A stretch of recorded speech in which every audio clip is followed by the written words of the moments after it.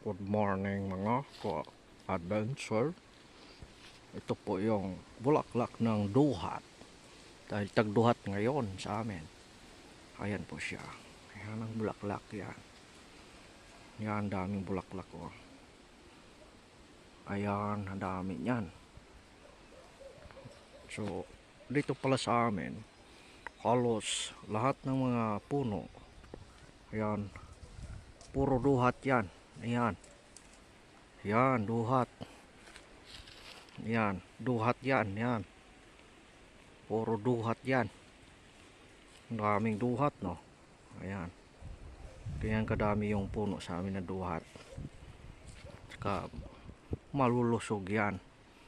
Malapit na yan mamulaklak. Yung iba namulaklak na. Ayan po siya. Ayan. May bulaklak.